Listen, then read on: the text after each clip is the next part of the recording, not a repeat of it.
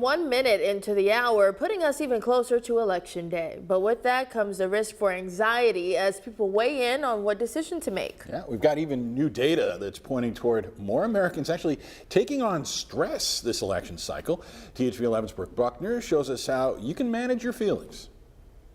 Everybody has at least one thing that they're concerned about in this election. Carrie Michael is a licensed clinical social worker. She says it's normal to be stressed during times like these, but it's important to not let those concerns get the best of you. Making efforts to reduce your anxiety in no way means that you're disengaging or you don't care. It's just not useful to maintain this unhelpful level of stress. During this election cycle, Michael says she's seen some of her own clients feeling overwhelmed, but they aren't the only ones. According to a survey from the American Psychological Association, thousands are feeling it. According to the survey, 77% said the future of our nation is a significant source of stress. The economy was the second most common with 73%, and the presidential election followed closely at 69%.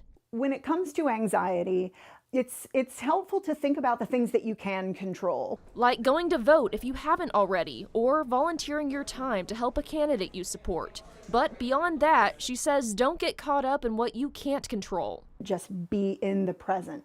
You know, Election Day is very close, but it's still in the future, and the future hasn't happened yet. And if it gets to the point where your stress is triggered by all the phone notifications you get throughout the day and all the things you see on social media, Michael recommends limiting your scrolling time and even disconnecting for a little while and turning off the phone. Obsessing about it is not going to change the outcome. And she encourages you to be empathetic to those who may have different opinions than you. Everybody wants what's best for the country. It's just that we don't all agree on how to get there. In Little Rock, Brooke Buckner, THV 11 News. Brooke, thank you. Okay, you control freaks, depending on where you are, you still got about an hour if you want to go make an early vote on this Friday. Our team's made it pretty easy to get a hold of information as you head to the voting booth. We've got a full list of polling places across multiple counties and the times they are open.